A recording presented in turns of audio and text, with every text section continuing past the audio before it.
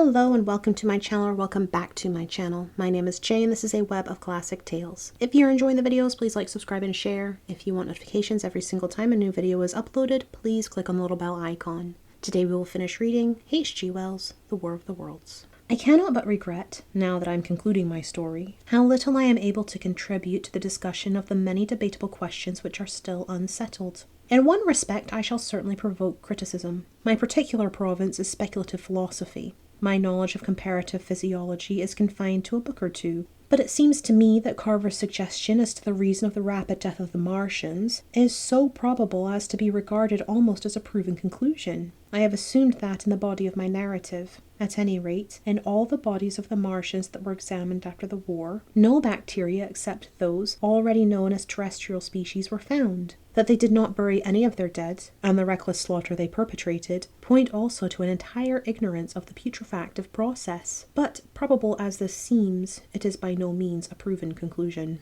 Neither is the composition of the black smoke known which the Martians use with such deadly effect, and the generator of the heat rays remains a puzzle. The terrible disasters at the Ealing and South Kensington laboratories have disinclined analysts for further investigation upon the latter. The spectrum analysis of the black powder points unmistakably to the presence of an unknown element with a brilliant group of 3 lines in the green, and it is possible that it combines with argon to form a compound which acts at once with deadly effect upon some constituent in the blood. But such unproven speculations will scarcely be of interest to the general reader to whom this story is addressed. None of the brown scum that drifted down the Thames after the destruction of Shepperton was examined at the time, and now none is forthcoming. The results of an anatomical examination of the Martians, so far as the prowling dogs had left such an examination possible, I have already given. But everyone is familiar with the magnificent and almost complete specimen in spirits at the Natural History Museum, and the countless drawings that have been made from it. And beyond that, the interest of their physiology and structure is purely scientific. A question of graver and universal interest is the possibility of another attack from the Martians. I do not think that nearly enough attention is being given to this aspect of the matter.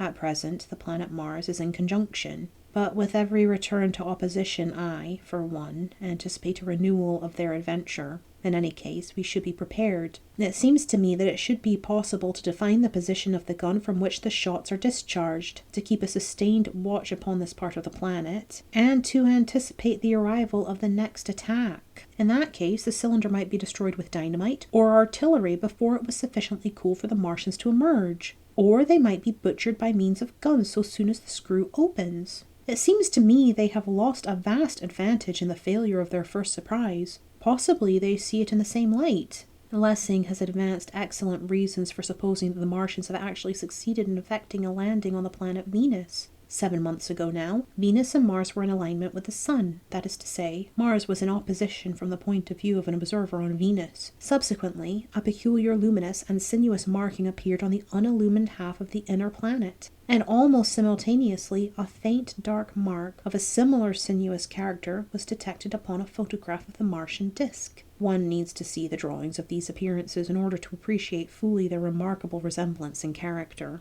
At any rate, whether we expect another invasion or not, our views of the human future must be greatly modified by these events. We have learned now that we cannot regard this planet as being fenced in and a secure abiding place for man. We can never anticipate the unseen good or evil that may come upon us suddenly out of space. It may be that in the larger design of the universe this invasion from Mars is not without its ultimate benefit for men. It has robbed us of that serene confidence in the future which is the most fruitful source of decadence. The gifts to human science it has brought are enormous, and it has done much to promote the conception of the common weal of mankind. It may be that across the immensity of space the Martians have watched the fate of these pioneers of theirs and learned their lesson, and that on the planet Venus they have found a secure settlement. Be that as it may, for many years yet there will certainly be no relaxation of the eager scrutiny of the Martian disk, and those fiery darts of the sky, the shooting stars, will bring with them as they fall an unavoidable apprehension to all the sons of men. The broadening of men's views that has resulted can scarcely be exaggerated.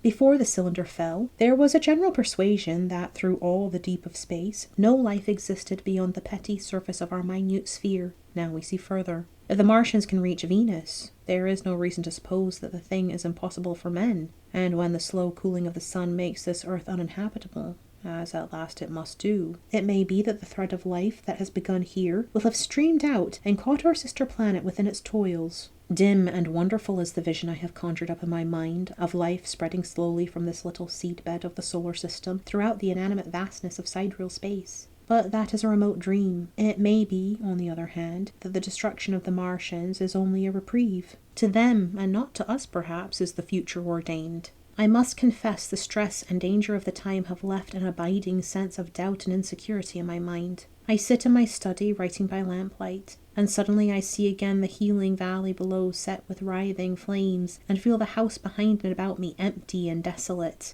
I go out into the Byfleet Road, and vehicles pass me. A butcher boy in a cart, a cab full of visitors, a workman on a bicycle, children going to school, and suddenly they become vague and unreal, and I hurry again with the artilleryman through the hot, brooding silence. Of a night I see the black powder darkening the silent streets, and the contorted bodies shrouded in that layer. They rise upon me tattered and dog-bitten. They gibber and grow fiercer, paler, uglier, mad distortions of humanity at last, and I wake, cold and wretched in the darkness of the night. I go to London and see the busy multitudes in Fleet Street and the Strand, and it comes across my mind that they are but the ghosts of the past, haunting the streets that I have seen silent and wretched, going to and fro, phantasms in a dead city, the mockery of life in a galvanized body. And strange too it is to stand on Primrose Hill, as I did but a day before writing this last chapter, to see the great province of houses, dim and blue through the haze of the smoke and mist, vanishing at last into the vague lower sky,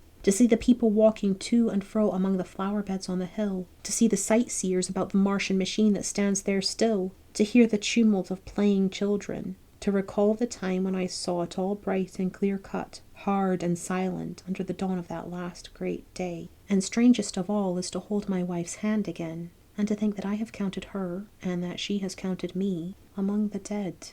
Thank you for listening. This has been the end of H.G. Wells' The War of the Worlds, Book 2, Chapter 10. I've been Jay. This has been a Web of Classic Tales. Please like, subscribe, share, comment, click the bell icon for notifications. Hope you're having a fantastic day. Have a nice life, and I'll see you next time with the next classic tale.